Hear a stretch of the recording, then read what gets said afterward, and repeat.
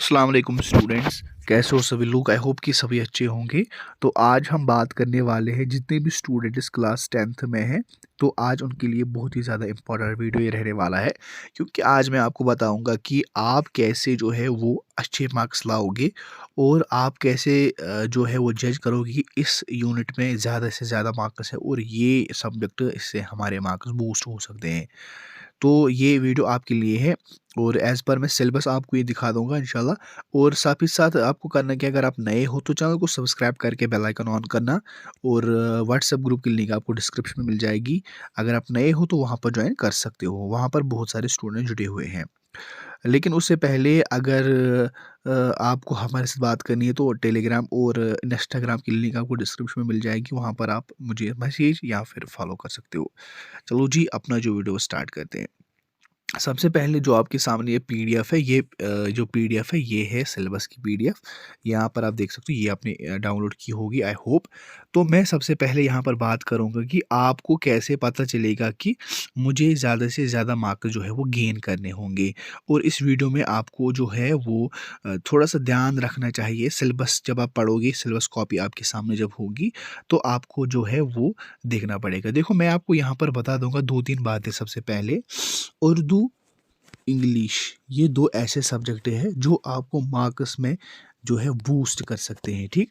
Boost in the sense क्या है, अगर आपको उर्दू अच्छा आता है, लिखना आता है, पढ़ना आता है, तो आपको ज़्यादा उसमें स्ट्रेस लेने की ज़रूरत नहीं है। तो आप उसमें 100 में से कम 90 मार्क्स लाओगे या फिर 100 में से 100 लाओगे। अगर आपने वो अच्छे से पढ़ा है, नहीं आपको लिखना आता है अच्छे से, तो समझ लो कि बाकी सब्जेक्ट्स में अगर 80 भी आ गए, 70 भी आ गए, तो हो सकता है कि आपको 400 प्लस मार्क्स ज़रूर और ज़रूर आ जाएँगे, ठीक?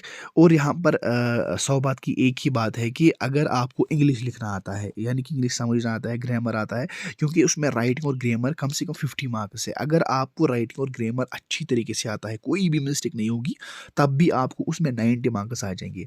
लेकिन पास मार्क्स जो है, सबसे पहले 80 मार्क्स का पेपर आ जाएगा 10th स्टूडेंट्स को, 26 पास हैं। लेकिन मैं 100 की इसलिए बात कर रहा हूँ क्योंकि मार्क्स कार्ड में आपको 100 के जो होंगे, ठीक है ना, मार्क्स कार्ड में 100 जो है वो लिखे होंगे, ठीक?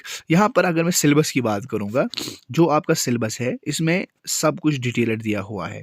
मिसाल के तौर पर इंग्लिश, उर्दू, साइंस, मैथ, यहाँ पर सब कुछ ए टू जेड दिया हुआ है। सबसे पहले इंग्लिश की अगर हम बात करेंगे, इंग्लिश में होता क्या है, क्या नहीं होता, आपको ये बात सबसे पहले पता होनी चाहिए। देखो, जो इंग्लिश बुक है, इसमें से आपको 80 मार्क्स का पेपर आ सकता है। और हर किसी सब्जेक्ट में, मिसाल के तौर पर यूनिट में आपको कैसे पता चलेगा, अब मैं सवाल है आज का कि यूनिट वाइज कैसे पता चलेगा हमें यूनिट में कितने मार्क्स है, ठीक? देखो यार, जब आप मॉडल पेपर पढ़ोगे उसमें सब कुछ डिटेल लिखा हुआ है। मिसाल यहाँ पर लिखा है कि जो आपका कंप्रहेंशन है, जो आपकी पैसेज है, उसमें 10 मार्क्स आ जाएंगे, यहाँ पर लिखा हुआ है, ठीक? उसके बाद जो ग्रामर है उसमें आपको 10 मार्क्स आ जाएगा।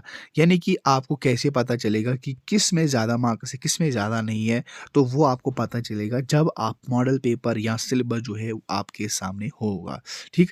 अदरवाइज़ अगर आपके सामने सिलेबस नहीं होगा, आपके सामने जो है वो कोई भी पेपर नहीं होगा, प्रीवियस पेपर नहीं होगा, तो ये आपके लिए बहुत ही बड़ी मुश्किल की बात है, ठीक? इंग्लिश है, उर्दू है, साइंस है, मैथ है, ज्योमेट्री बॉक्स आपके सामने होना चाहिए, क्योंकि कोई ज़ेरॉक्स यानी कि कोई ऐसी शक्ल भी बनानी पड़ती है जिससे आपको थोड़ा-सा फ़ायदा मिले एग्ज़ाम में, ठीक?